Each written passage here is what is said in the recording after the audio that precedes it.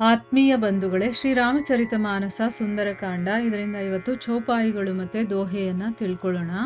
ಪ್ರಭು ತುಮ್ಹಾರ ಕುಲಗುರು ಜಲಧಿ ಕಹಿ ಉಪಾಯ ಬಿಚಾರಿ ಬಿನು ಪ್ರಯಾಸ ಸಾಗರ ತರಿಹಿ ಸಕಲ ಭಾಲು ಕಪಿ ಧಾರಿ ಸಖಾ ಕಹಿ तुम्ह नीकी उपाई करिया दैव जो होई सहाई मंत्र न यह लक्ष्मण मन भावा राम बचन सुनी अति दुख पावा नाथ दैव कर कवन भरोसा सोशिय सिंधु करिय मन रोसा कादर मन कहूँ एक आधारा दैव दैव आलसी पुकारा सुनत बिहसी बोले रघुबीरा ये से ही करब धरहु मन धीरा अस कही प्रभु अनुजहि समुझाई सिंधु समीप गए रघुराई प्रथम प्रणाम कीन्ह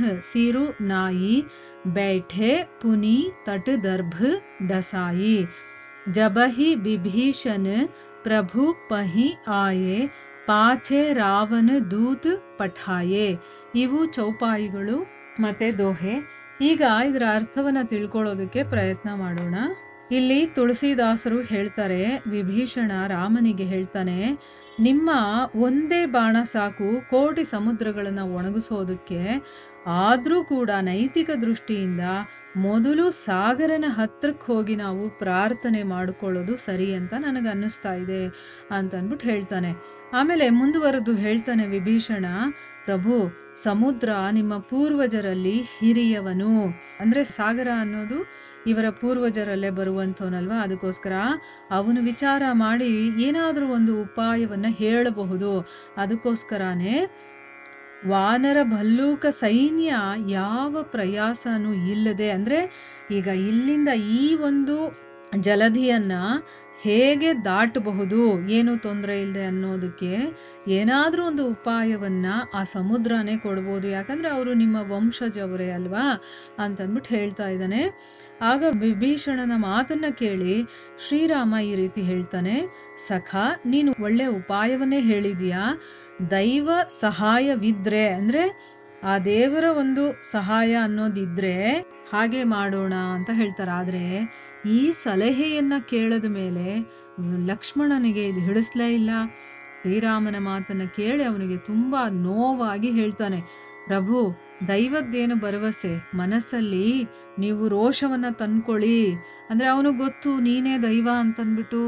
ಅದಕ್ಕೆ ಹೇಳ್ತಾ ಇದ್ದಾನೆ, ದೈವ ಅನ್ನೋದು ಏನಿದೆ, ನೀವೊಂದು ಸ್ವಲ್ಪ ಆ ಕೋಪ ಅನ್ನೋದನ್ನು ಮಾಡಿಕೊಂಡ್ರೆ ಸಾಕು, ಈ ಇಡೀ ನೀರನ್ನು ನೀವು ಇಂಗಿಸಿಬಿಡಬಹುದು. ದೈವ ಅನ್ನೋದು ಹೇಡಿಗಳಿರ್ತಾರಲ್ಲ, ಅವರು ಮನಸ್ಸಿನ ಊರುಗೋಲು. ಅವ್ರೇನು ಮಾಡ್ತಾರೆ, ಸೋಮಾರಿಗಳಾಗಿರ್ತಾರೆ. ಆಮೇಲೆ ಬರೀ ಹೇಡಿತನ ಇರುತ್ತಲ್ಲ ಅಂಥವ್ರು ಸೋಮಾರಿಗಳು ಏನು ಮಾಡ್ತಾರೆ, ದೈವ ದೈವ ಅಂತ ಗೋಗರಿತಾ ಇರ್ತಾರೆ. ಅಂದರೆ ನಾವು ಕೆಲಸ ಮಾಡಿದ್ರೆ ತಾನೇ ಅಲ್ಲ ಆಗೋದು, ಇಲ್ಲ ಅಂತಂದರೆ ಎಲ್ಲಿಂದ ಆಗುತ್ತೆ, ನಾವು ಮಾಡಬೇಕು, ನೀನೇ ದೈವ ಅನ್ನೋ ರೀತಿ ಅವನು ಹೇಳ್ತಾ ಇದ್ದಾನೆ. ನೀನೇ ಇಲ್ಲಿರೋದು, ಸೋಮಾರಿಗಳು ಅವೆಲ್ಲ ಹೇಳೋದು. ಏನು ಕೆಲಸ ಮಾಡದೆ ಸುಮ್ಮನೆ ಕೂತ್ಕೊಂಡ್ಬಿಟ್ಟು ದೇವ್ರು ಕೊಟ್ಟಂಗೆ ಆಗುತ್ತೆ, ದೇವ್ರು ಇಟ್ಟಂಗೆ ಆಗುತ್ತೆ ಅಂತೆಲ್ಲ ಹೇಳ್ತಾರೆ. ಆದರೆ ಭಗವಂತ ನಮ್ಮ ಹಣೆ ಬರದಲ್ಲಿ ನೀನು ಪ್ರಯತ್ನ ಮಾಡಿದಾಗಲೇ ಸಿಗುತ್ತೆ ಅಂತ ಬರೆದಿದ್ರೆ ಏನು ಮಾಡಬೇಕು? ನಾವು ಪ್ರಯತ್ನನೇ ಮಾಡದೆ ಸುಮ್ಮನೆ ಕೂತ್ಕೊಂಡು ದೇವ್ರು ಕೊಡ್ತಾನೆ ಬಿಡು ಅಂತ ಕೂತಿದ್ರೆ ನಮಗೆ ಸಿಗತ್ತಾ? ಇಲ್ಲ. ಭಗವಂತ ಹೇಳ್ತಾನೆ, ನೀನು ಪ್ರಯತ್ನ ಮಾಡಿದ್ರೆ ನಾನು ಕೊಡಬೇಕು ಅಂತಿದ್ದೆ, ನೀನು ಪ್ರಯತ್ನನೇ ಮಾಡಲಿಲ್ವಲ್ಲ ಅಂತಲೂ ಹೇಳ್ಬೋದಲ್ವಾ. ಸೊ ಇಲ್ಲ, ಅವನಿಗೆ ಕೋಪ ಬರ್ತಾ ಇದೆ. ನೀನು ಕೋಪ ಮಾಡಿಕೊಂಡ್ರೆ ಸಾಕು, ಆ ನೀರನ್ನು ಒಂದೇ ಕ್ಷಣದಲ್ಲೇ ನೀನು ಹಿಂಗಿಸ್ಬಿಡ್ತೀಯ. ಇದೆಲ್ಲ ಮಾತಾಡೋದೆಲ್ಲ ಬರೀ ಸೋಮಾರಿಗಳು ಹೇಡಿಗಳು ಅಂತಂದ್ಬಿಟ್ಟು ಹೇಳ್ತಾನೆ.